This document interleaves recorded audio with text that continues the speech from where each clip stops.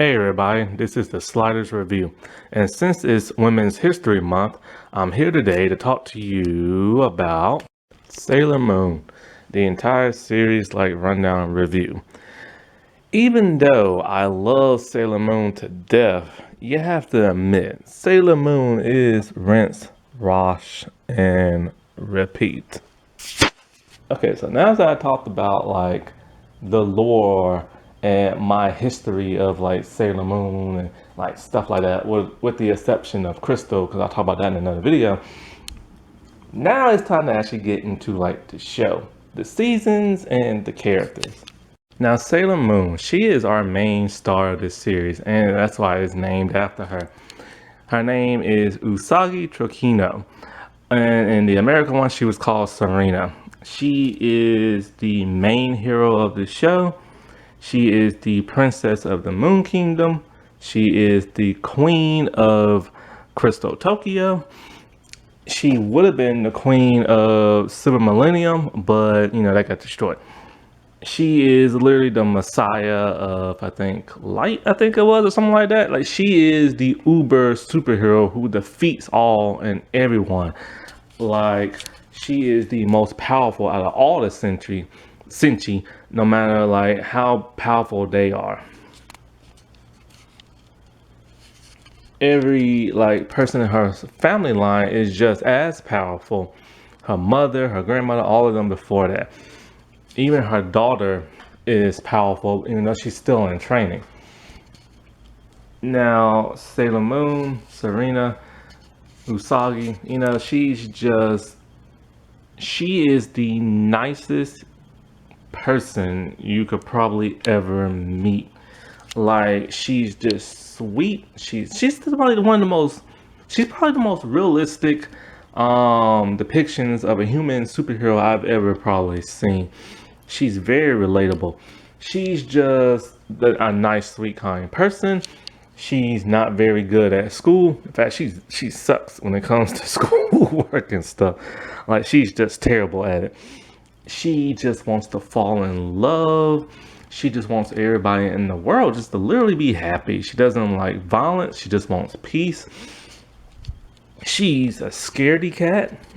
One of the things that the anime did a little too much was that they made her into a scaredy cat coward, where she will crumble and cry all the time. They did that way too much in the anime. I don't know what the manga is like, but in Crystal, she's not like that at all. Only a little. But yeah, in the anime, she is a huge crybaby. She's a huge klutz. She's always tripping over stuff.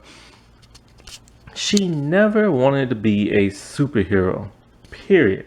She just wanted to be an ordinary girl who wants to be pretty, who wants to get married, who wants to have her own family, and just want to be ordinary and just as normal as can be. But sadly, she was not destined for that type of lifestyle. She was poised to be a guardian of the entire universe since before her birth and everything. And what we find out is that, she was cursed as a child. She was cursed to where she will never well, not necessarily, I forget exactly what it is. I'm still new to this. I'm still learning because they didn't show this in the original anime. They showed this and now in the, what is it, Eternal movie and something. I think she's cursed not to experience the love of her mother and not to be happy. You know what I'm saying? There'll always be some type of tragedy in her life where she would just never experience a true happy moment without there being something bad, and she'll never experience the love of her mother. As for her father, don't know. Her father has never ever been explained in any source material. I'm assuming that they're just created kind of probably similar to how Wonder Woman is, the whole clay thing probably. Now I'm not saying that Sailor Moon was made of clay. I'm just saying it's something else magical about it that makes her, because you never hear about her dad when she was living on the moon. Now of course she has a dad on Earth when she got reincarnated and stuff. But anyway, so she was doomed from the start and cursed and everything. And then when she was growing up, she fell in love with the guardian of Earth, which is Prince Endymion, who later become like Mamo and Tuxedo Mask and stuff like that. And it was a forbidden love, depending on which version you kind of see. I think in the original anime, they weren't supposed to like interact with one another. It was kind of like a Romeo and Juliet kind of thing, but they still ended up falling in love no matter what. To where he even snuck into like the party wearing like a mask on his face. Actually, I think it was the original Japanese version. They weren't supposed to be together or something like that. But anyway, so then tragedy happens. When Queen Beryl comes to the Moon Kingdom, she wants to destroy everything. Her mother puts up the best fight that she could, along with the rest of the Guardians, but they were just too much for them to handle. So then her mother, Queen Serenity, but this is something interesting. All of the people in her family line are named the same thing. So Usagi is her real name is Serenity. Her mom is named Serenity. Her daughter name is Serenity. But then when all of them get reincarnated, then her daughter becomes Usagi and everything. But in the American Deke version, she was named Arini. But anyway, so yeah, they all, I think, depending on which version you see, they all get defeated some way or another, or they die. Like I think in the manga, they end up dying. So then Queen Serenity, she ends up using the silver crystal, and she ends up like reincarnating like everybody, sending them to Earth many years into like the future and stuff. And because and then when you do that, because see the thing is in the manga and stuff, if you use the silver crystal in that way to like, I guess kind of like seek revenge or destroy your enemy in that kind of way, you will die. And that's what happened to her. In the cartoon, the anime, it was the American one, it was just shown that she used up too much of its power and it had too much strain on her heart, and then she died.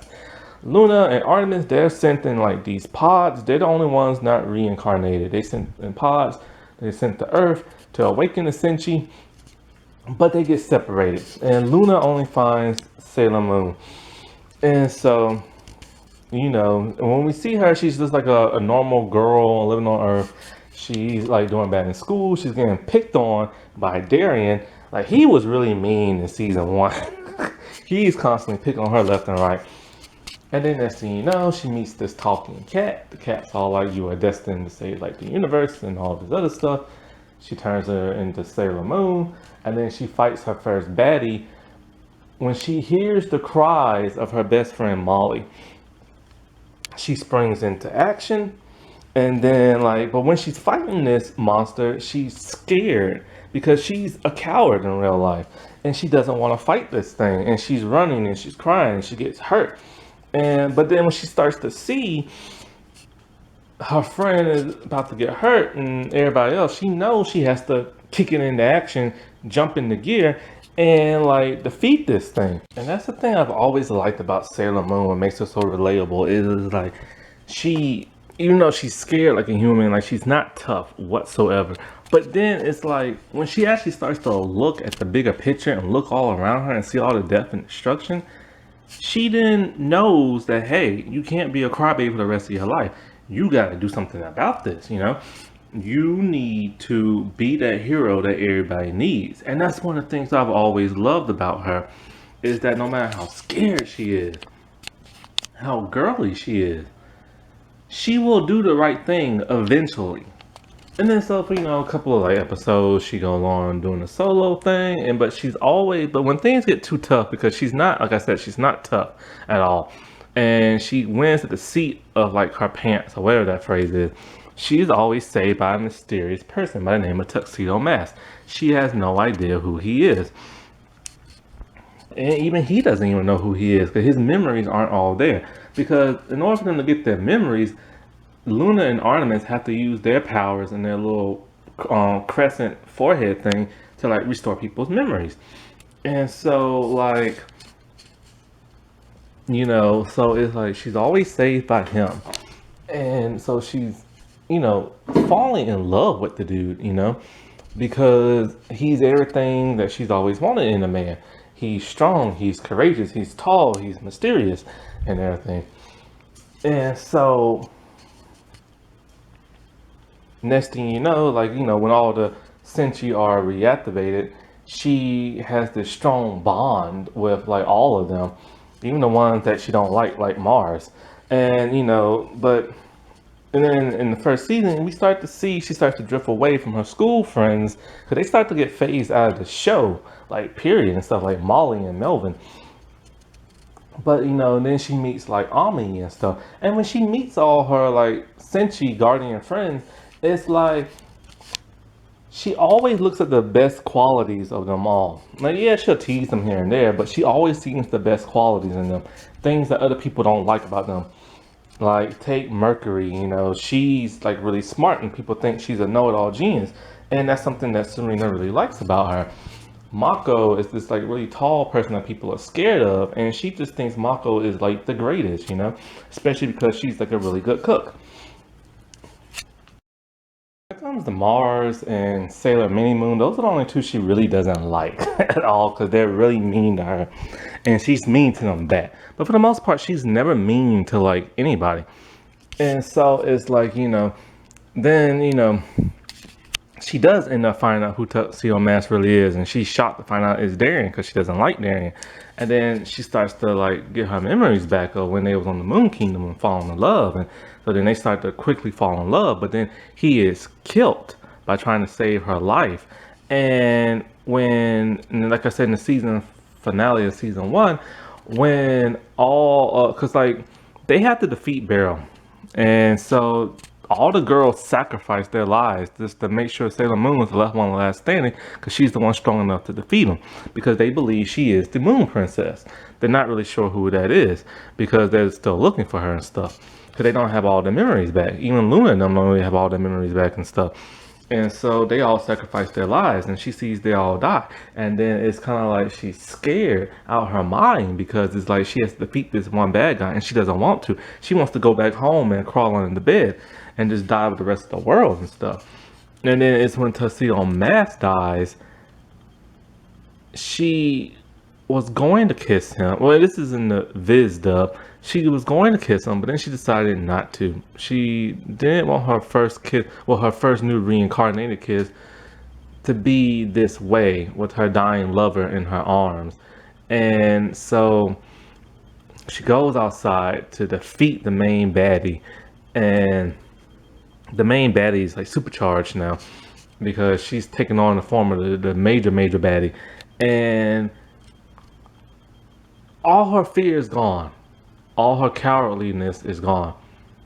And she walks up to like the main bad guy and they just have it out in this huge like climactic like energy like battle type thing.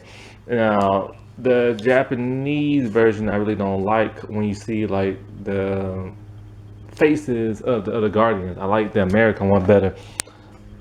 Cause like I said, because it's like when the American one, she's trying her best to fight the main bad person, but it's tough. Like it's really tough. And one of the things that helps her is she starts to think of the memories of her friends when she first met them and all the qualities that she likes about them. And she's starting to hear voices of them talking about how like, because they didn't die in the original American one. They were just like really hurt bad, so they were kind of like talking to her like through like her mind, and they were telling her how like how such you were a great friend, and how we haven't known each other this long and it can't end, and how like and just all kind of stuff. And she was telling them how she needs them, like she needs them to help defeat like this main bad guy. And then we start seeing like their spirit form touch her hand in her magic wand thing, and she's able to defeat like the major bad guy. Now in the Japanese version, I think it was like something weird. Those memories that she was having, her telling them, oh, you have to wait till your first kiss, or you have to do this so you can start dating a guy. And it was just like a lot of weird girly stuff. So I didn't like that. But what I did like was the ending in the Japanese version. In the American one, it's bizarre. Like after the bad person is defeated, it jumps to all of the girls now awakened, and they're back in their like human forms, and they don't recognize each other. Their memories have been wiped. And we get exposition from the cats talking about how the battle was just too much for them, and the power of the silver crystal took away their memories. Now they're just allowed to live their lives as little girls and stuff. I don't like that version. The Japanese one and the Viz version is a whole lot better, because after Sailor Moon defeats the main bad person, we start to see everything crumble around her, and she pretty much is, I think she's exhausted, you know what I'm saying? And she's just talking to herself, talking about how she never wanted all this. She just wanted to be a normal girl. She wished she could have her life back and all this other stuff. And she wished her friends weren't dead. She basically uses the power of the silver crystal to make the ultimate wish of just reversing their deaths and erasing all their memories, because she does not want to be a superhero no more, because now all the bad people have been defeated. So there's nothing left for her to like be a superhero for, you know what I'm saying? And she doesn't know about all the other ones out in space. So she just wants to have a normal life with her friends, but she doesn't want her friends to know who they are.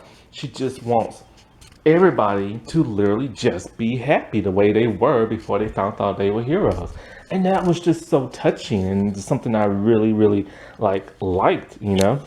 And then of course in the second season, she is introduced to this mysterious girl with pink hair, and this girl is upset, and she wants to save her mom and her dad, but mostly her mom, and we don't know why. And there's a whole bunch of like filler, and so we slowly get to see what happens and who this girl is. We kind of know from the start, even if you never like read the manga, when you see the hairstyle, you just kind of like and when, you know, and then it's kind of like when you see like the silhouette of her mom, it's like, okay, we know exactly who that is, and we know who the parents are. And so that's when Sailor Mini Moon gets introduced, and her and Sailor Moon are constantly arguing and fighting with each other, because the thing about Sailor Mini Moon is she doesn't know that Sailor Moon is her mom, because she's from the future. And like I said before, when they are in their superhero forms, they're kind of like cloaked with a magic spell. And when they're in their civilian forms, you don't know it's them. So she has no idea until she sees them transform and everything.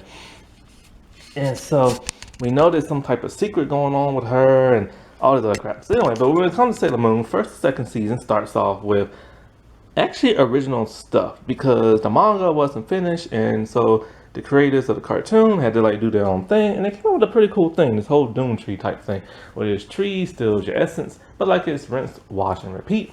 So you have these bad guys, they have these monsters, and then there's a uber bad guy, and they get tricked and all this other stuff, and Sailor Moon has to come to the rescue.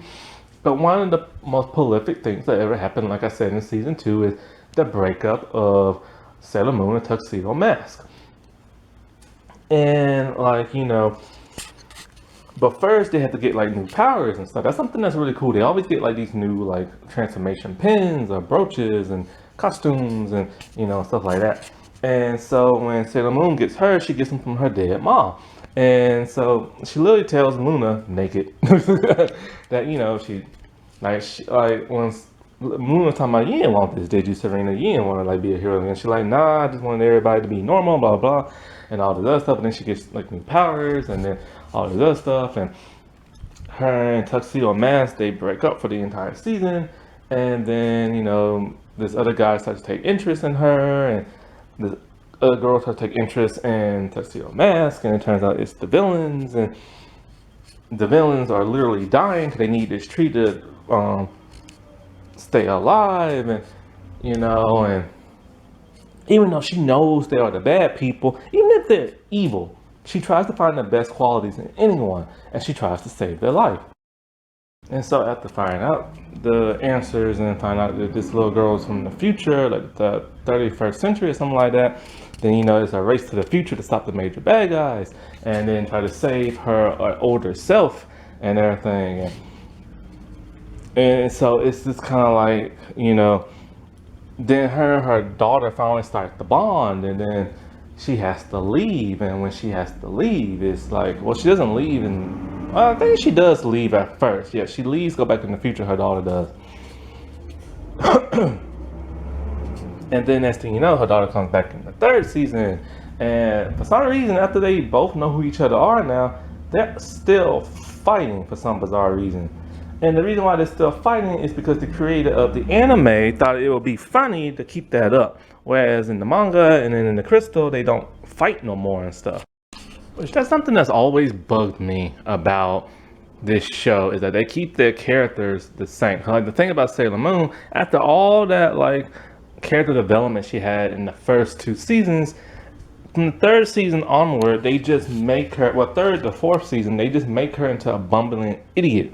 Again, she's super annoying. She cries a lot. She gets jealous a lot, and that's because that's what worked in the first 2 seasons. But it's like that's not working now, and fans got tired of seeing that crap. So yeah, her and her own daughter, who loved each other so much, they just had this huge bickering argument type crap, and it was just so annoying and stuff. And so like in the third season, her personality is pretty much the same. Her and Tuxedo Mask are back together. Nobody's really coming in between them now, because in the second season, first she had the tree people coming in between their relationship, and then she had the people of the Dark Moon Kingdom coming in between her relationship, because like the prince dude, he was like in love with her. He was in love with her future self and her younger self, and that had like a ripple effect on their relationship. But in the third season, the only thing that really changes is that now there are these 2 new Sailor Guardians, and they do not want to work with the other 5 Guardians whatsoever. They just want to do things on their own. They feel that the other ones will just complicate things, and the thing is, they're looking for these pure crystal hearts, so they can find these talismans that can find the Holy Grail, because they need to defeat the Messiah, which is the awakening of Sailor Saturn. And Sailor Moon, she's all kind of like, this is just a little kid. You can't kill a little kid and all this other stuff. So they're constantly fighting with the Outer Senshi a lot. And what they don't know is that the Outer Senshi are these people that they're friends with in their personal lives. Even Uranus, who they crush on, they think she's a guy at first. It turns out that when the Holy Grail is finally formed and everything, that Sailor Moon is able to use it. So everybody's believing she is the Messiah. She is the only one who can use this Holy Grail chalice type thing. However, every time Sailor Moon uses it, it takes a lot out of her. And I mean a lot, to the point where she's incapacitated. So that leaves Neptune and Saturn to believe that she is not the Messiah and everything, and that because she's unable to wield the power, that's only because it's new to her. That's the only real reason why. So that's pretty much the whole gist of like Sailor Moon and or the character Sailor Moon in season 3. After that, she has to say goodbye to Rini, because Rini's going to go back to the future, because Rini came back because she was a guardian in training. And so in so at the end of that, they're all heartbroken. Rini thinks Sailor Moon doesn't care about her, and then Sailor Moon's trying to make her this handmade gift. They have this touching goodbye where they really are gonna miss each other. Now, it's weird for Rini to be upset because she's just gonna see her the moment she gets into the future. But for Sailor Moon, she has to wait over 1,000 years, I believe, in order for her to see her. So, it's gonna be harder for her. And so she leaves and everything like that. But then in the 4th season, Sailor Mini Moon comes back, and then once again, it's her and it's Sailor Moon constantly fighting each other, because the animators thought that would be so awesome and everything. And it wasn't. It was so annoying. And then so in the 4th season, pretty much Sailor Moon doesn't really get a real story arc in this season. She's kind of relegated to like a background character or like a sidekick role, because the main focus is on Mini Moon, who becomes really the star of the show by the 2nd season. But anyway, so, things for her and Tuxedo Mask are still going well. And so it's just like she's just there. Like, she doesn't really have a real good purpose and everything. She's just there, but of course she's there to save the day at the end and everything. Now season 5, here's the thing. Season 5 was a big blow to Sailor Moon fans because there was no way they could adapt that in the American version, no matter how much editing they did, because of the Starlight people. The Star people, they are women, period. You know what I'm saying? They from the outer solar system in a different universe. But in their human forms on Earth, they decide to pose as men, not drag kings, but full-on transsexual, like have body parts as a man, everything. There was no way they could adapt that for the American version. Also, the creator did not want that really adapted either because she doesn't like the idea of so much stuff getting changed in the Western like dub and stuff. In fact, I think she's even said that she doesn't like the idea of the star people turning into men because the Sentry people are supposed to be female only, and the only real male is supposed to be the Tuxedo Mask, who's the protector of Earth. Also, I noticed in the manga and in the crystal thing, like, remember in season 1 when I said there was 2 gay characters? They're not gay in the manga or even in crystal. In fact, they're straight. The 4 kings of heaven, I think they're called, they're straight, and they used to date the Guardians back in the day. Anyway, Sailor Moon Stars, I've only seen that one time, and I was lucky enough to watch it on DVD because Hulu has not acquired the rights to get the English dub for some bizarre reason. And it's also strange is that, okay, Crystal is on Hulu, but yet Eternal, the movie, is on Netflix. That makes no sense. I don't know how they lost the rights and couldn't get it, but whatever. But yeah, I don't particularly like Sailor Stars. It wasn't a really good season. The Guardians all get pushed to like the background where they barely show up. They only get like one episode centered around them, except for Jupiter. But in that, Sailor Moon is really upset. Every day she writes to Tuxedo Mask because he's in America.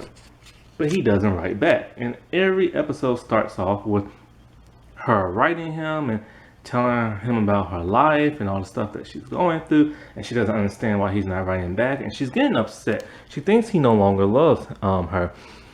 But one of the star people is falling in love with her. And she slowly is starting to fall in love back, which is causing problems. Her friends are kind of like, how can you do this? You have a boyfriend. And not only that, but you're the future queen of Crystal Tokyo. He's your king. And if y'all don't hook up in the future, y'all won't make Sailor Mini Moon. So she kind of like just doesn't care about that. But it turns out there's a reason why he's not writing back. I'll get to that a little bit later. And so it's just pretty much that's the whole story arc of her in season 5 is that she's lonely, she's sad, and there's another guy hitting on her. And so then, of course, there's the big bad person at the end. She defeats that person, and that's that. And now she finally gets to live her life out as being that normal girl and everything. And she ends the series the same way she started, which was so touching. And it's the whole, hi, my name is Usagi Trekino. And she tells everybody her age, and she tells everybody how she's a klutz and how she's not very good in school, and how she's a pretty guardian, and how she just wants to be a normal girl and everything. And it was just a cute way to end the series. Tuxedo Mask, he's the mysterious dude that everybody likes, and literally, like, so many people try to date him and stuff. When he starts off, he, like I said before, you know, he and her were like destined to be together, and then they couldn't. And then they got reincarnated, and then he was on Earth. And then when he was on Earth, he had no memories of who he was. He didn't even know he was transforming into Tuxedo Mask. It was just every time because he has a bond, he can sense Sailor Moon. He can sense when she's in danger. And so he goes out to save her. Also, he is looking for I forgot how many crystals there are. They're like these rainbow crystals that are supposed to turn into the silver millennium crystal. And he's also trying to find the princess of the Moon Kingdom. When he is Darien, he is rude to Serena. Like, he does not like her whatsoever. But it's not until he finds out that she is Sailor Moon that he starts to have like a turnaround. When trying to save her from Beryl, he throws like one of his roses. Because his main thing is that he throws roses. He doesn't have any powers in the 90s anime. However, in the manga and the crystal, he has this energy blast power. It was really cool to see. But anyways, and the 90s anime, he just throws roses and it hurts people and stuff like that. But when Beryl picks up a huge cinder block thing to throw at Serena, he throws his rose, it shatters the cinder block, it stabs Beryl in the chest, and it impales him in the back, and he dies. And so that's the end of him in season 1. Then in season 2, like I said, everybody's brought back to life by the silver crystal, and he has no memory of who he is. So he's back to being mean to Serena again. But this is when stuff gets originated. Like the original stuff is that Tuxedo Mask does not show up because he just doesn't, you know what I'm saying? And so there's this new dude, the Moonlight Knight, and he throws white roses instead of red roses like Tuxedo Mask. And next thing you know, he's always saving Sailor Moon and everything. And it's kind of like he does the same thing Tuxedo Mask does. And there's a reason for that. He is secretly Darien. See, when Darien, the Prince Endymion consciousness inside him still wants to protect Sailor Moon. So his subconscious comes out in the form of the Moonlight Knight until his memories are restored and he's back to being Tuxedo Mask. After that, he starts a relationship with Sailor Moon, Serena, but then he gets this nightmarish vision from the future of them all dying once they get married. And he knows that them being happy just can't happen. So he breaks up with her and he breaks her heart, like I told you before. Then he has a bond with Rini because she's just this little kid trying to save her mommy and everything. And he just takes her in and helps take care of her and stuff. And so it's like, even though he said he doesn't want to be nowhere near around Serena, he tells her to stay away from him, he's constantly still saving her as Tuxedo Mask. To the point where it confuses her. Does he not want her there? Does he do? So it confuses her. And then when they go into the future, he talks into his future self, King Endymion. And he's the one who gave him that nightmarish vision. I think he wanted to test their love or some bizarre reason like that, but I don't know. Anyway, from this point on, he doesn't really do like too much. He doesn't really even like fight too many bad guys or kill them. It's just he kind of relegated to like a sidekick type role. That's something that's always bugged me. In season 3, they're back stronger than ever. But the thing about him that pisses me off is that once he gets all his memories back and he starts dating her, he becomes like a sap. Like he's super nice. He's probably the best boyfriend in any like television show I've ever seen. That's just how nice he is. And he lost his edge, but he still saves Sailor Moon and them from the bad guys from every now and then, but he doesn't like defeat nobody. What he does is that from now to season 3 to season 4, he just shows up. He throws a rose, he says like a speech, and then he say, destroy them, Sailor Moon. And that's really all there is, you know. And what was it? So I think in the end of season 4, he gets like sick because the bad people are poisoning the earth. And since he's the guardian of earth, he is then poisoning and stuff. In season 5, in the very beginning, he is kidnapped by the baddie person from season 4. And he's just a wimp. And then the Salem people have to like save him. And then there's the second part of season 5, where the stars show up. Now, remember when I say she keeps writing him, but he doesn't write back? There's a reason for that. And we find out in the very last episode, he is dead in season 5 from the very beginning. And we, the audience, have no idea. That was the most shocking thing I heard. I was like, oh my God. Like, that's why he's not writing her back. Like, I knew something was going on, but I didn't know exactly what. See, the main baddie of season 5, she straight up murders him in the very like start of that arc. Now in the manga, we see her fight him and kill him, but in the anime, we don't. We're just only told that by her. And so it's like, oh my God, he is like dead and everything. But yeah, and also other people die too. Again, but Sailor Moon once again brings them back with her powers and this and that. So and that's the end of his story arc. Now the second Usagi, who they dubbed Chibi Usa, Chibi Moon, but we just call her Rini in Sailor Mini Moon. She is the daughter of Tuxedo Mask and Sailor Moon from the future of I forgot what century they're in, but they're 1,000 years into the future. And they live in Crystal Tokyo because since the Moon Kingdom has been destroyed, they wanted a new like kingdom to live in, and so they inhabited Earth in Tokyo. That's where they're from.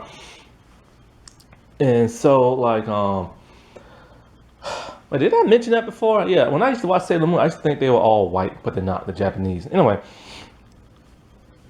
So anyways, she goes, so when she was in the future, it depends on which version you see.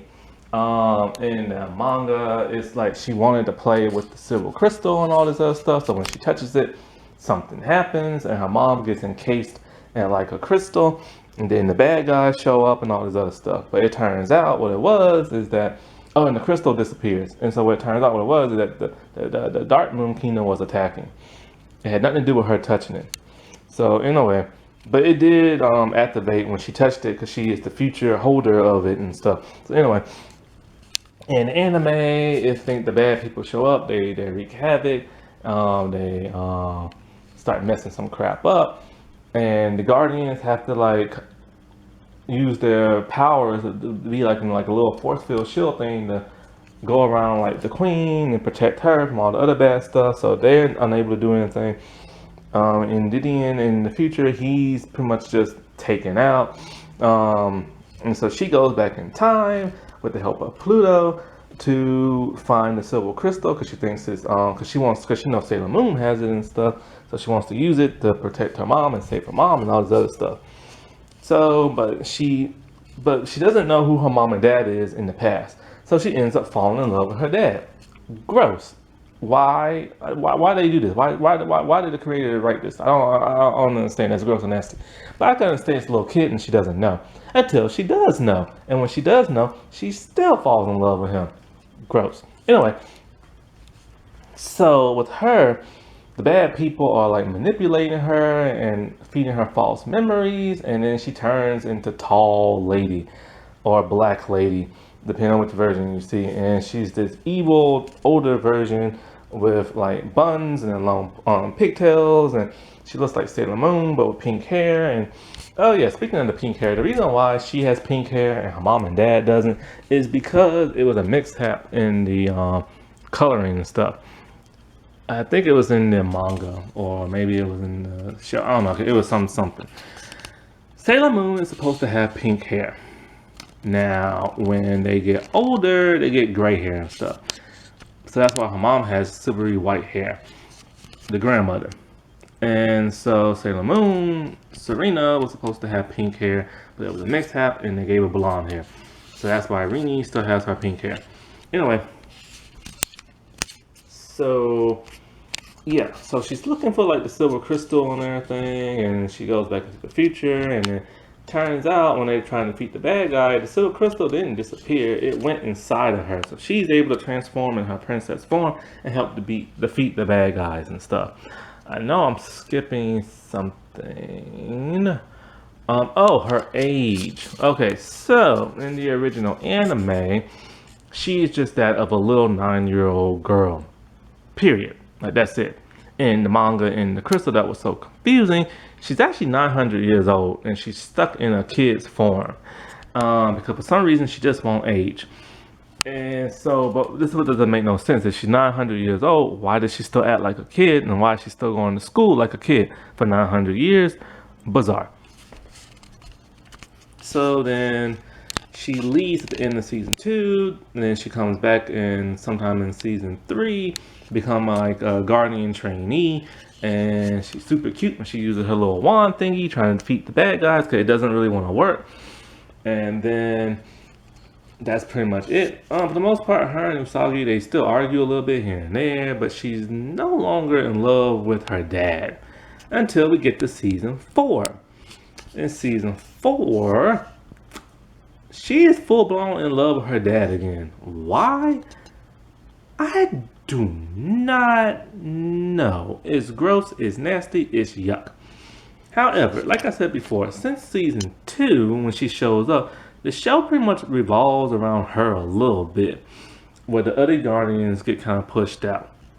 However, in season 4, the whole season is about her. It's the dream arc. There, the Amazon circus gang, they're looking for Pegasus because, they want his power. Turns out he's living inside the dream of like one of the people on Earth. Turns out it's Chibiusa and everything. So nobody knows that except for her. And so every night she talks to Pegasus, and grossly enough, now that she's done falling in love with her dad, now she's falling in love with a horse. Yeah, not just becoming friends. I mean, she full on falling in love with him. She's having feelings for him. Maybe she doesn't see nothing wrong with that because she's a kid, but why would they write that? I don't know. But it turns out Pegasus is actually really a boy named Helios. It's just his human bodies in some other dimension area. But yeah, she falls in love with the horse thing. And so that's what her whole arc is about, is learning about love and all these like dreams and people wanting all these dreams, and they're trying to find him. And it gets to the point where the other Guardians are really pushed to the background, where we barely see them. And all we see is just Sailor Moon and Chibiusa, and that's just it. And it bugs the crap out of me because they made her super annoying again. And it's just like, where are the other Guardians? Why aren't they helping, Oh, I forgot to mention in season 3, she has another big story arc. This is why I said when the show revolves around her. Season 3 revolved around her a bit too, because they're trying to find the pure crystal heart and stop the silence, or whatever they call it, the death silence or whatever, and that is Sailor Saturn. Chibiusa ends up befriending Sailor Saturn, I don't remember her Japanese name, and I ain't even gonna try. Anyway, she ends up like befriending her and everything, which causes Sailor Moon to be telling Uranus and Neptune and Pluto, look, you can't kill this girl. She's a little girl, and blah blah blah blah, and stuff like that. And so Chibiusa, she has a profound impact on how the other Guardians perceive Saturn and the want to protect her and stuff like that. Now in season 5, the Star series, that's a little different. Chibiusa, I think, is taken prisoner, I believe, in the first arc, and she's dying and stuff. And then after that, she goes back into like the future, and she's never seen from again until like the very ending and stuff. And that's just basically that. Now, one thing that was never shown in season 4 is that when in the future she becomes like Sailor Moon, and she needs some guardians. For some reason the other ones have retired, and so she has these other 4 guardians known as the Amazon Quartet. They are the baddies of season 4. They were awakened a little bit too early by the evil baddie person. And so, like, next thing you know, they get brainwashed and stuff like that. Now, this is never explained in the anime. It's explained in the manga, and it's explained in Eternals. And they are supposed to be the Sailor Quartet. So they are basically like the new, like, Mars, Neptune, Mercury, Venus, all of them. But they go by different names and stuff. And so that's kind of cool. Like there's something I want to see happen in animation. I want to see a follow-up to the original series, where in the far future, Sailor Mini Moon is now Sailor Moon. She's an adult now, or a teenager now, and she has her own guardians and her own story angles and stuff. I want to see that, because since Sailor Moon has ended back in the 90s, there's been no follow-up to it. There's been no sequel to it. The only thing that we've had is Crystal, and that's just a retelling of it from the manga and stuff. Now, Sailor Mercury, Amy, she is the brains of the group. She's the highly intelligent. She also has a little Palm Pilot and these goggles that she does all her scientific stuff on when she's doing her Sailor Mercury stuff. And so she is the type who values brains. She constantly is studying. That's all she cares about. She doesn't even care about dating. She doesn't care about boys. There are times where she doesn't have a lot of confidence. There was a time in season 2 she was going to quit being a sailor guardian and go live with her parents and move away and study like no, she was going to move away and study like science or medical or something like that, but she decides to stay and be a guardian because she realized they need her. And that's pretty much her from season 1 to season 5. There's really no change after that. The third one, Awaken, is Mars. Mars is fiery with a temper. She, in the anime, she's just rude and mean and boy crazy. She starts to date Darien, which has a love triangle between her and Serena. And the thing about her is that, like I said before, she's just mean and rude, period. She does not like Serena. She thinks Serena is an idiot. She thinks she's lazy. And she's completely different in the manga and in Crystal. In Crystal, she's more calm and everything. She's not grumpy or mean. She does have like one outburst, that's about it. She's also not boy crazy like she is in the anime. She has daddy issues that causes her to like kind of resent like love and dating and stuff like that. Now in the anime, she there's a dude, I don't know how old this man is. I think he's a man, and he's literally spying on her, and he wants to like live with her at her shrine and learn this and learn that from her grandpa. And it's really creepy because this dude is like literally a man, and once again falling in love with a teenager, and then he literally spied on her. But yeah, he's like madly in love with her and all this other crap. And even though she knows later on who Tuxedo Mask is and Darien and all this stuff, and him and Sailor Moon or Destin and all this other stuff, she gets jealous when she finds out that they have a kid in the future and stuff. But she does have aspirations to be like a singer. That's about it. That's her from finish to start. Oh, her name is also Ray. Now the fourth one, she is Sailor Jupiter. That's Mako. That's Lita. She is the tall one of the group. She's very athletic. She's very strong. She is extremely boy crazy, to the point where she will even steal a girl's boyfriend from her. Like, she doesn't care. Like, she will have an affair. She loves to cook. She in fact is the best cook of like the entire Guardians and stuff. But people are scared of her because of her tall nature and stuff. But Sailor Moon or Serena, she decides, you know what, this girl can't be all that scared, so she befriends her. And she finds out, oh, how sweet and like everything she is. Her powers are mainly lightning based. And pretty much, you know, that's just like, that's pretty much just her all together. Like I said, they don't really have that much character development for the most part and stuff. They're just like, they get pushed to the background in other seasons. Now, Venus. Venus is interesting. She was originally my favorite, and some of the most part she still is, because she was activated, or she was awakened before all the other ones were. And Artemis is her cat. And so she did the whole thing with Sailor V, and then she later turned into Sailor Venus when she met the other ones. And she's more sensible than all the other ones. She's more second in command leader type role she has. She's headstrong and everything. Then we get into season 2. Season 2, they turned her into a Sailor Moon clone, or an Usagi clone, I should say. She is very childish. She's very goofy. All she cares about is falling in love. All she cares about is being a singer. She's late for school. She's bad in her classes. She's literally the clone version of Usagi, and I don't understand why they did that, because she's not like that in first season or in the manga and stuff. In that, she is more of a leader. She's more of a leader than Sailor Moon. At one point, they think that she might be the Moon Princess.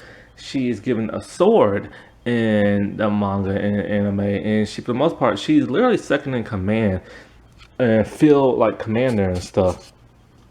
And she takes on more of a like just a a leadership type role, and I don't understand why they did that to her in the anime. And it's just like in the dream arc, we find out. Well, we don't even know what her dream is because she's two-timing two guys, dating them both at the same time. And when they both look inside her mirror, they are repulsed by what they see. She tells them, "Don't look at it. Don't look at it." Something horny was going on in that dream of hers, and it's never been revealed. In the 5th season, she has a nosebleed, which in anime that means she had an orgasm. Ew. Let's see. In season 2, no, season 3, during the crystal, the pure crystal heart thing, she is upset because she doesn't understand why all the baddies are going after everybody else and all the other guardians, but not her. So she literally is upset about that, and she kind of finds a way to make the baddies take her heart. And when they do, the creepiest thing happens. She's really the only one who has any self-awareness of what's going on, and she takes off running with her own crystal heart. And she has a creepy look on her face. I'm assuming she's able to resist passing out like everybody else because she is Venus. Her plan is all about love and stuff. But it's creepy. But she does eventually pass out and stuff. So, yeah. And then in season 5, she's all wanting to be a singer and wanting to like fall in love. And that's pretty much just it. Luna is the mother figure of the Guardians, and Sailor Moon, she's a cat. She is the one who activates pretty much all the Guardians and stuff except for Venus. She finds Sailor Moon first, and pretty much she's the one who always has to tell Sailor Moon transform or defeat this bad person or this and that. Like, she's constantly always having to tell her that. After a while, she does get phased out like everybody else. When she meets Artemis, they don't really have like a relationship, but she does like him. But then in one of the movies, she ends up liking a human man, and then she turns into like a woman.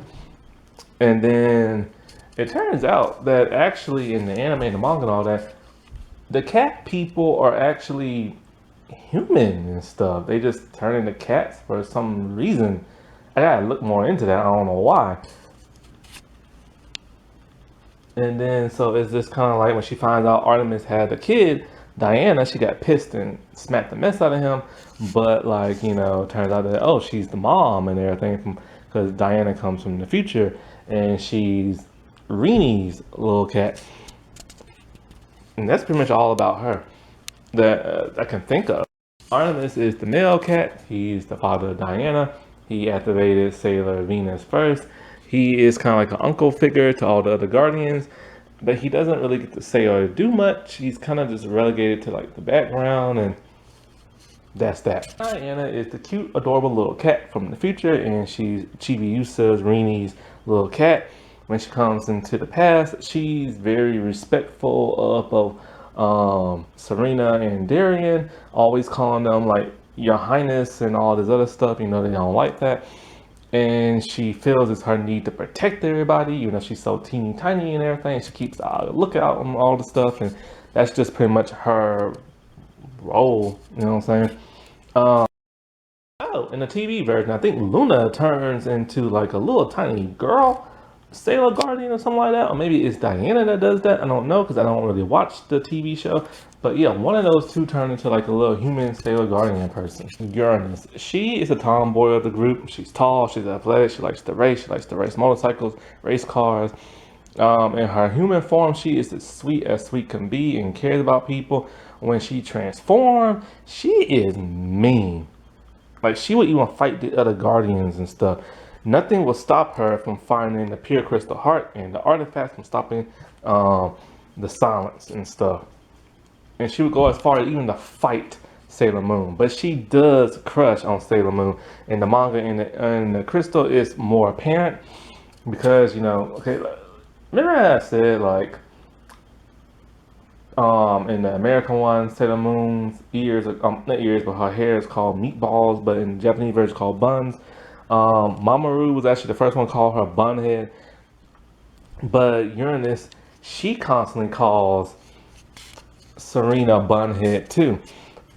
And she's always like, hey, Bunhead. Because she wants those buns. And you know what buns I'm talking about. Because even though she does like Neptune, they're not in like a relationship, girlfriend type thing. It's like just a strong bond that they have. But she crushes on like, Sailor Moon and stuff. Neptune is just the one that everybody loves. She's sensual, she's sweet, she's kind, she's caring. She flirts with pretty much everybody. Male, female, it doesn't matter which one it is. All the guys end up loving her and stuff. And, she has that relationship with Uranus I told you about.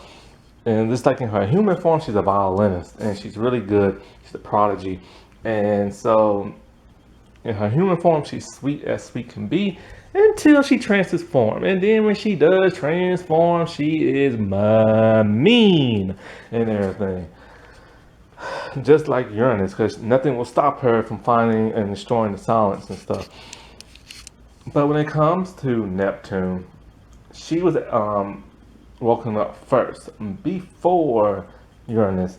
And it's like I told you in that other video, she tells me, I have this strong bond and everything with you, blah, blah, blah, even though they never met.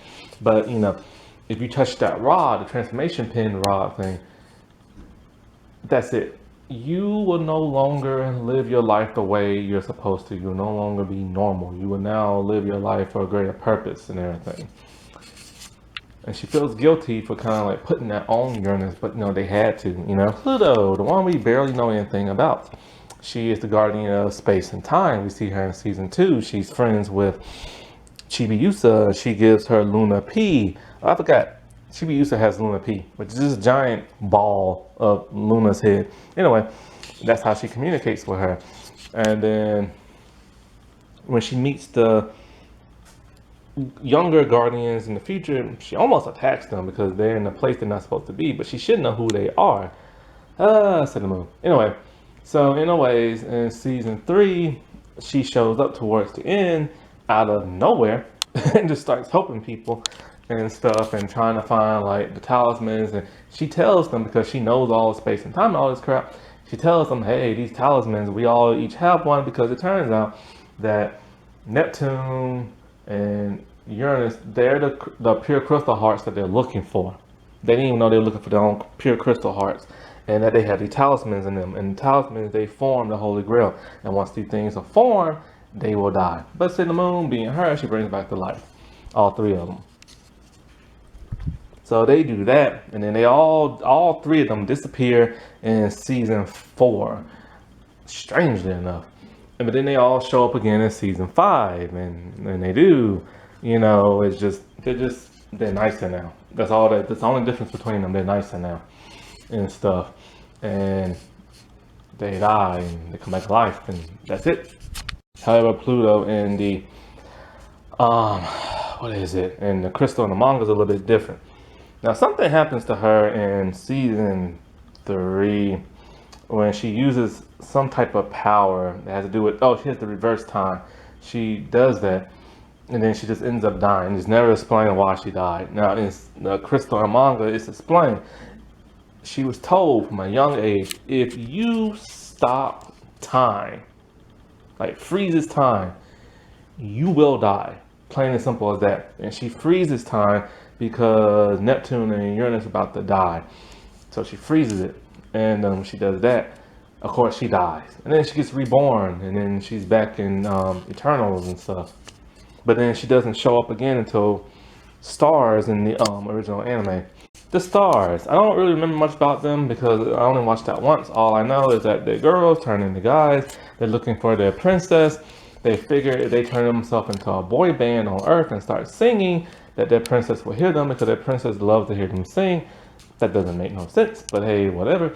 One of them ends up falling in love with Sailor Moon. The other 2 are like, you need to stop this, blah, blah, blah, blah. And then that one ends up getting hurt, and then their identities get exposed. And next thing you know, they find their princess. And that's the part that really confuses me, because there's I think her name is Chibi or something like that. It's something I assume, everybody, even the characters on the show assume that she was either Sailor Moon's other daughter or granddaughter, but that's not the case at all. I forget exactly who she is and all this other crap and with the butterflies and all this other mess. And yeah, the stars I never really liked, and I don't really know much about them. But anyway, once they find the princess and everything's saved and all this other stuff, everybody goes home and blah blah blah blah blah blah blah.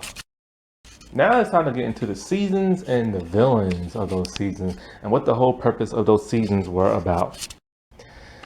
Season 1 of Sailor Moon, we see the people at the Moon Kingdom, and everything's peaceful until the Negaverse shows up, and they just start destroying everything. And so after the destruction of that, Queen Serenity, she sent all of the Guardians and Tuxedo Mask, or the Prince I should say, all to Earth, far, far into the future to get out of the hands of the Negaverse. Anyway, many years later, they all woken up, and they have to now find the Moon Princess, who they don't know who that is. They have to find the rainbow crystals that are hidden away in a bunch of people that turns them into monsters, and they have to stop the Negaverse from draining the energy of people trying to awake the big bad Queen Battalion. Now, Queen Beryl, she is like the second in command of being the big bad, and she has the 4 generals, the Kings of Heaven, which in the manga and in the anime, they were originally the court or the knights of Prince Endymion, who is Darien Tuxedo Mask, and they were the lovers of the 4 Guardian girls, which this was never shown in the original anime. Anyways, like I said before, a filler. They get to the end. I forget these like monsters' name. They're like female, and they pretty much kick the butts of the Guardians and kill 4 of them. Leaves only Sailor Moon left. She goes to confront Beryl. Tuxedo Mask is there, and then he ends up dying. And then her and Beryl, they duke it out. But Beryl is now Uber, I should say, and so she destroys her, makes that wish. And then next thing you know, they all forgot who they were, and they're living their lives as normal. In season 2, we have these 2 new villains who are part of the Doom Tree, and they come to Earth because they're the last of their kind, and the tree keeps them alive, and they have to steal the energy from people. During this time, all of the Sailor Guardians are later waking up to stop this new threat, and their powers increase. Now, the 4 Guardians, when their powers increase, they get new powers, which is cool, but this is the only time we ever see them have that. They unlock their hidden powers, which was only shown one time only, because this is what the creators created and not the lady who created the manga. So after everybody gets their memories, Mamoru and Usagi, they're starting to date, but they're having a bit of a conflict because somebody's wedging into their relationship. It's the people from the Doom Tree, and their civilian forms, they're like really nice and sweet, but they're a little catty, and of course they will kill. But for the most part, when it comes to villains, these are like the nicest villains I've ever seen. They love each other because they're dating, but you know, they're trying to date these other people. Now what's really strange is that in their civilian form, they pretend to be brother and sister, which is just weird altogether.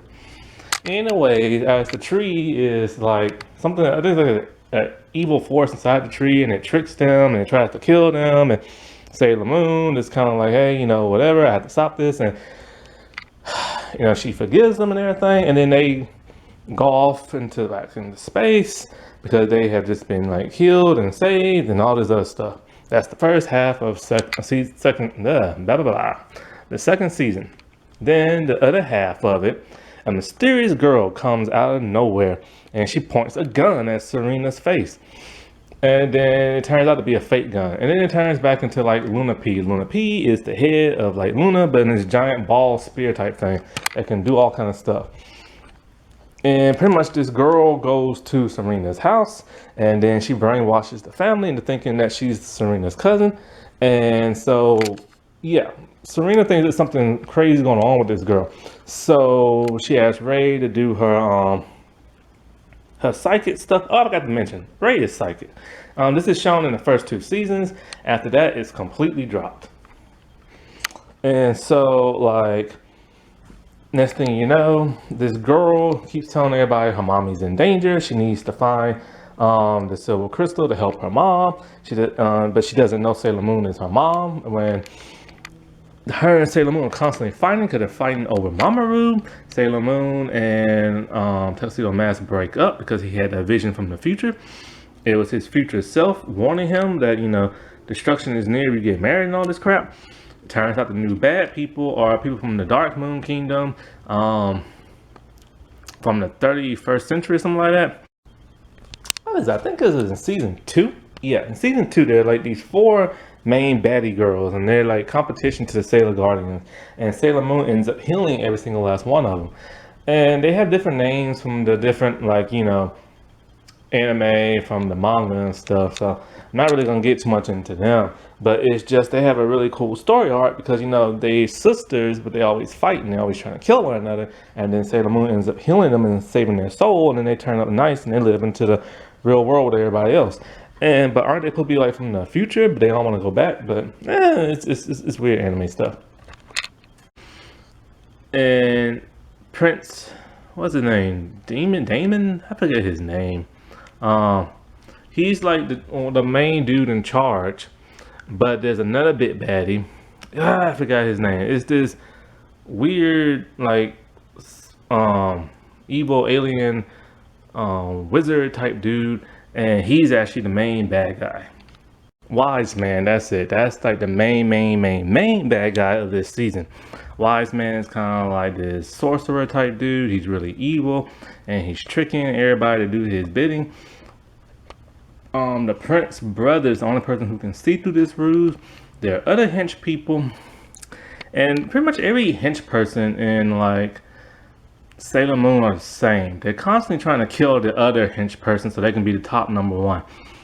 So anyways, after a trip to the future and stuff, they realize what's been going on with the Dark Moon Kingdom and Sailor Moon. The different animations and a different series of different, like the anime, I think he just came to Crystal Tokyo, tried to destroy the place, and Sailor Moon got hurt, and then the Sailor Guardians had to put her like in this force field type thing with their powers, so they're not able to do anything. They're trying to keep her alive. King Darien, he is wounded, and only he's is able to use his astral form to communicate with people. In Crystal the manga, I believe what happened is they attacked.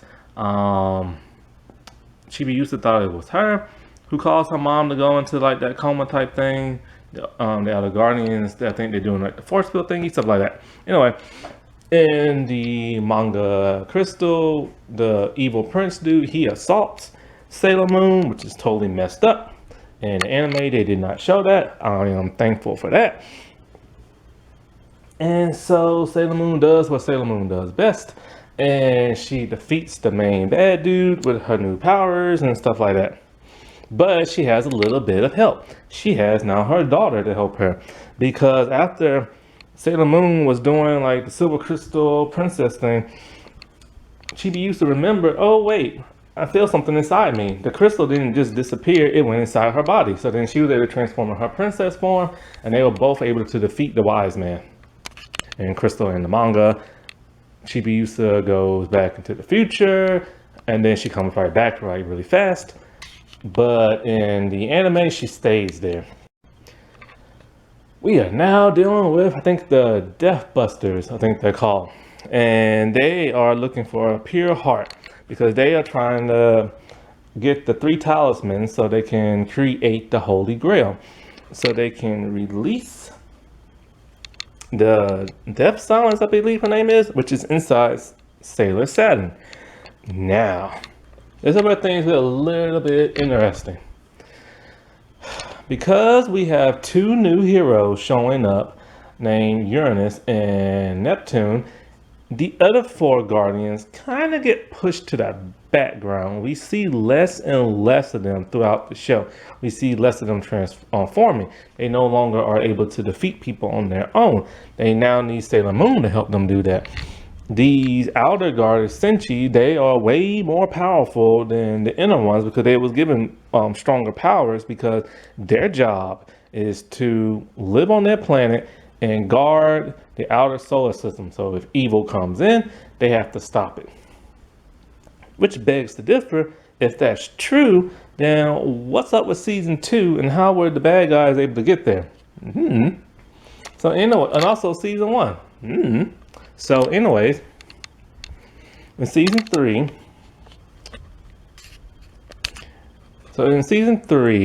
the outer two Senshi are looking for somebody with a pure heart, and they're gonna keep it.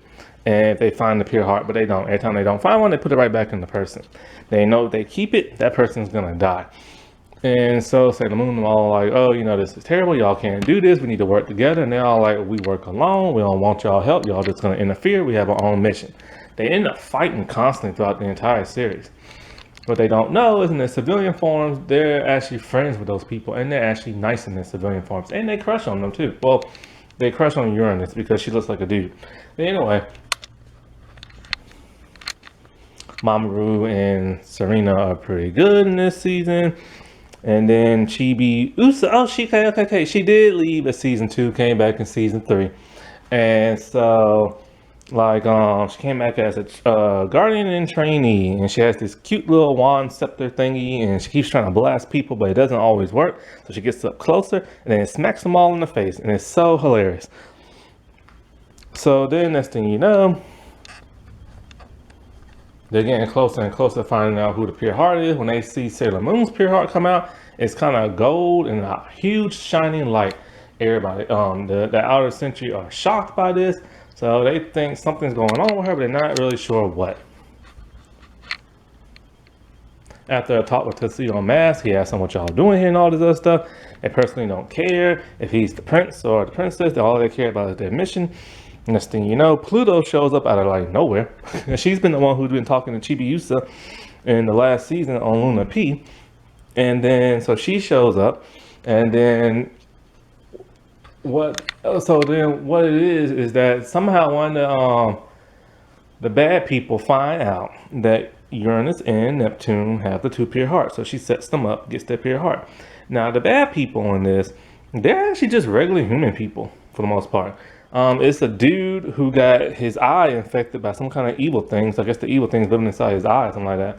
And I think it's called Barrel 90, which is like the main bad person. And so next thing you know, the silence is inside Sailor Saturn. And if she is awakened, then that's it. The Earth is like gone.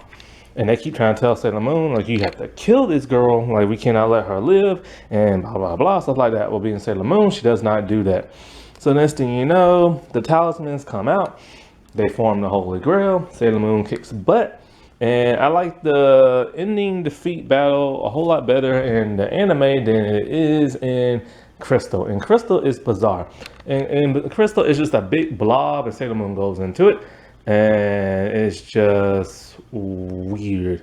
Actually, no, tell you the truth, I don't like the ending to the original 90s one either, because it was weird. Everything happened so fast that I didn't know what had happened. All I know is that Sailor Saturn gets awakened. She's doing all this crazy evil stuff. Sailor Moon goes inside the blob.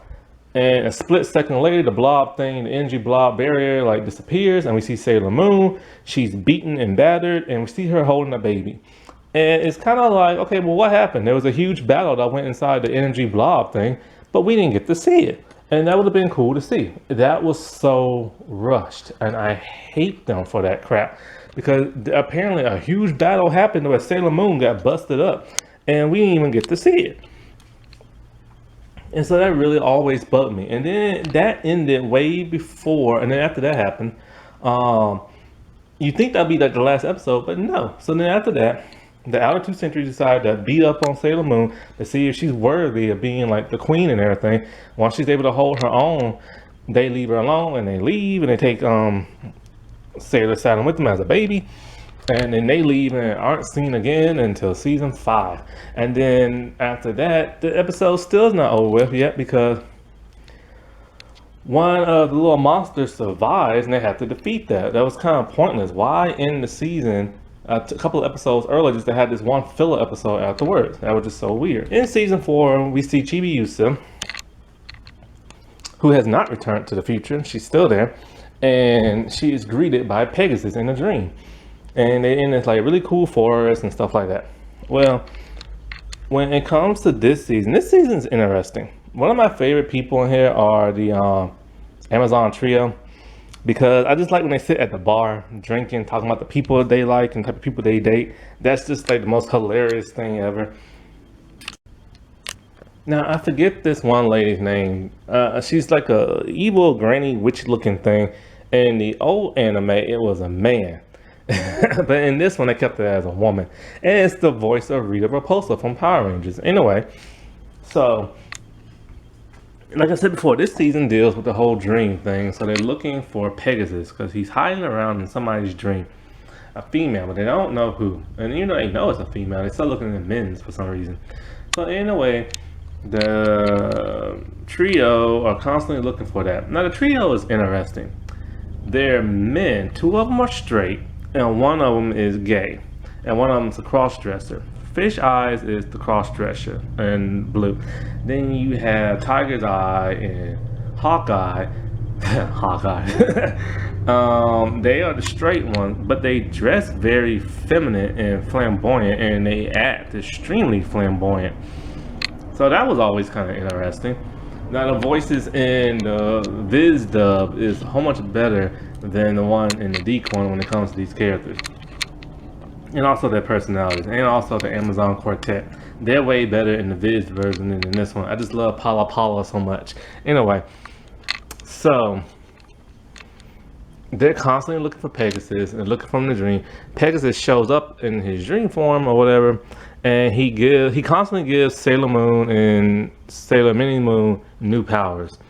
After receiving these new powers, the Guardians don't seem to question that. They're just like, okay, whatever. I'll be in the battle. Oop, in the butt kick. Ooh, here comes Pegasus. Oop, here comes some new powers. And that's it. And it's just like they never question that throughout the entire run of the season, except for one time towards the end. And it's just like they just accept it for what it is, you know?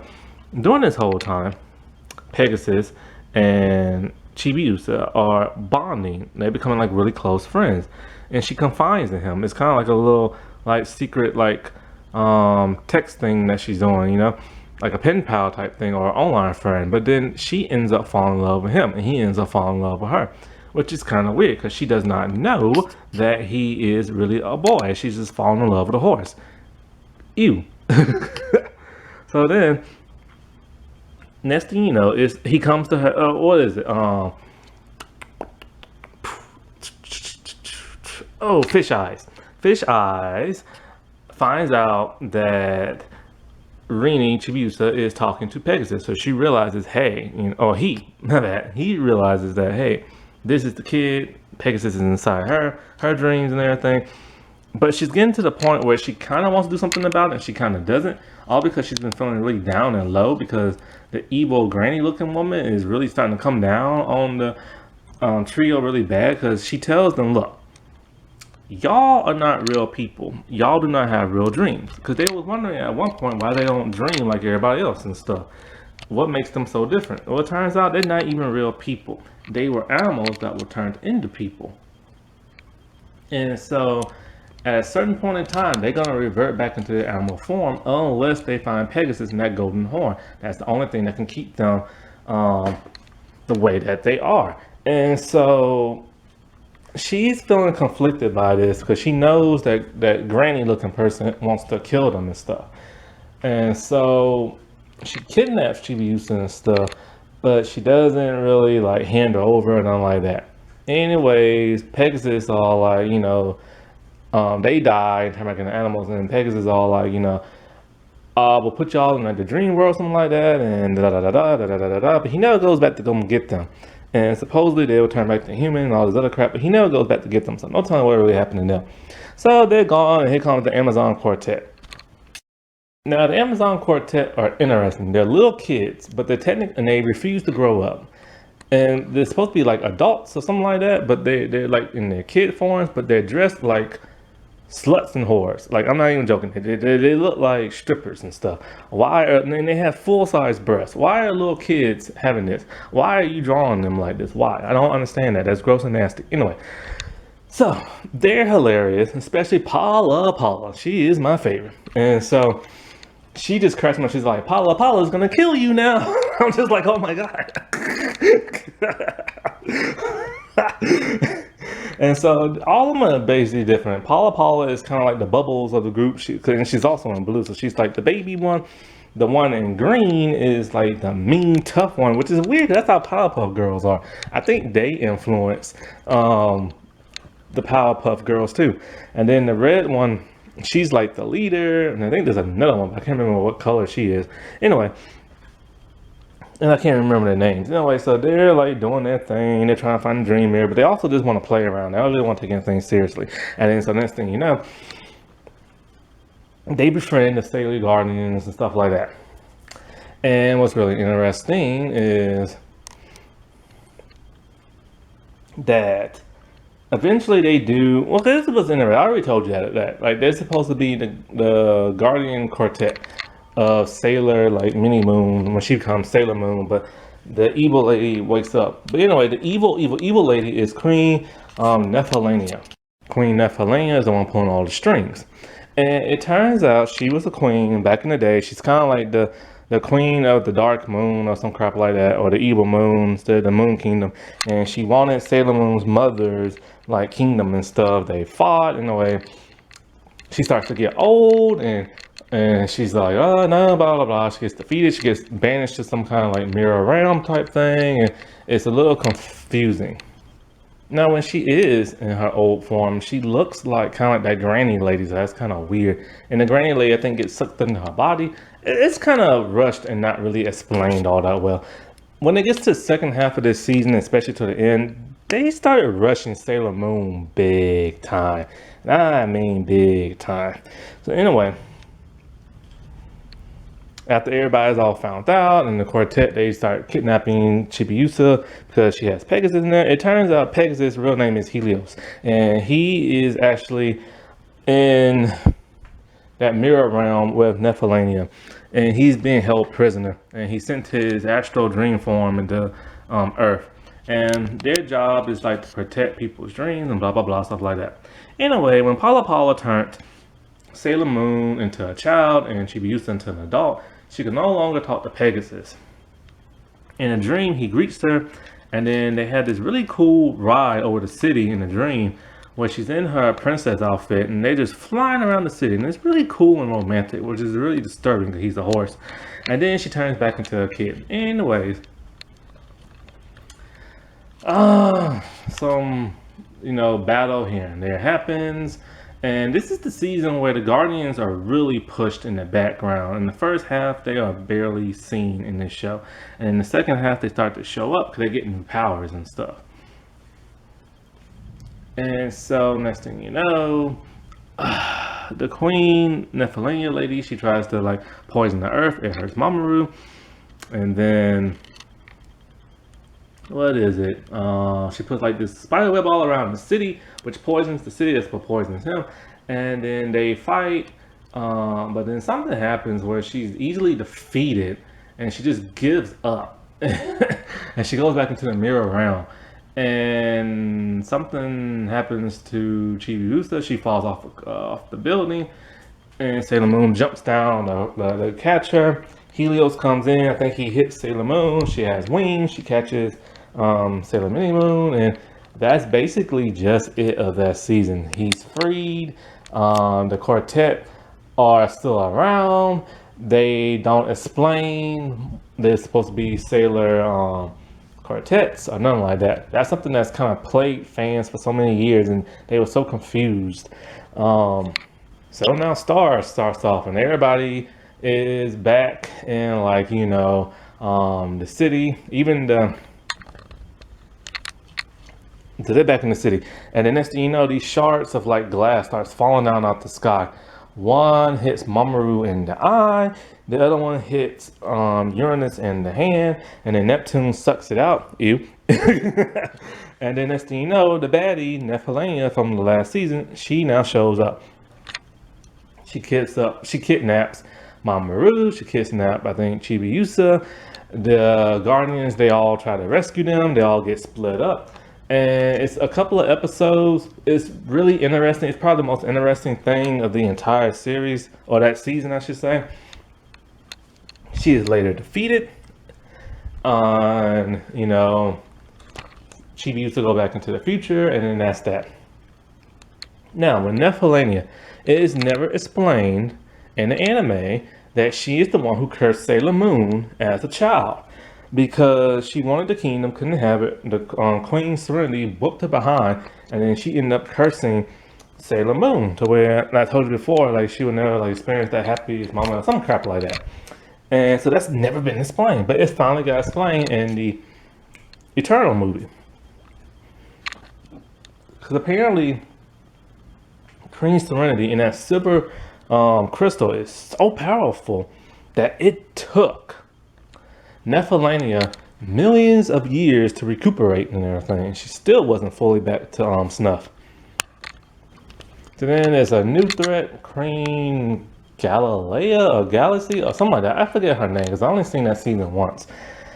The stars, like I said, come to the city and come to Earth. They're looking for their princess. They dress up as men during the day and they fight crime as women.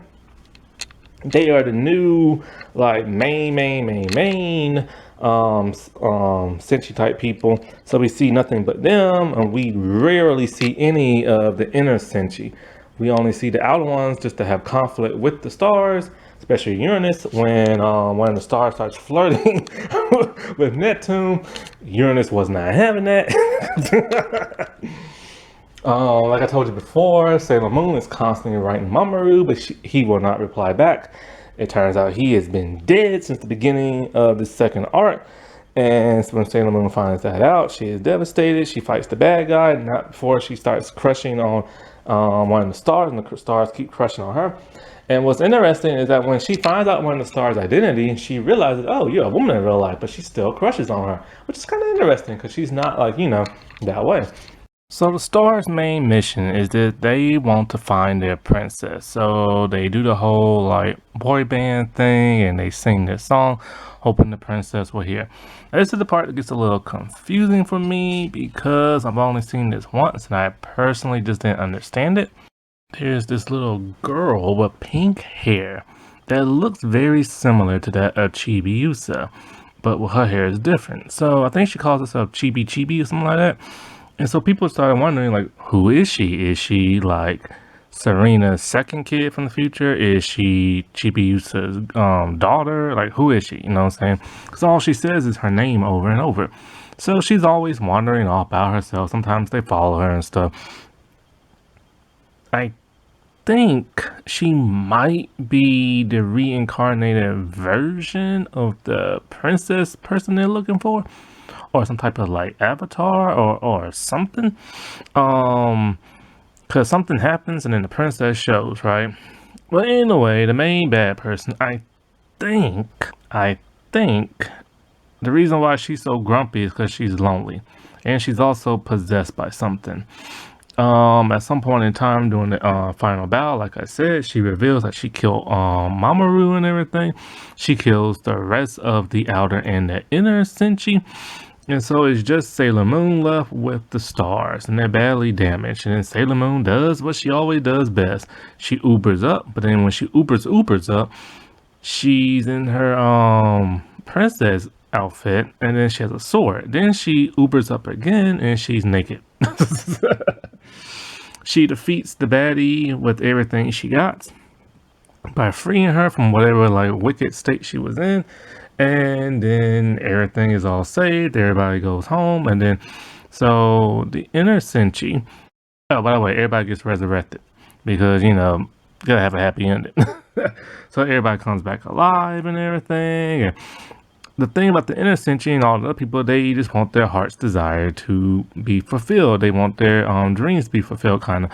I think Venus wants to be like a pop star or some crap like that, and so it's just like what they want to do when they get older. So then it ends the way it begins with Usagi talking about her name and what Gration, how she's a klutz, and how she's like so powerful and this and that.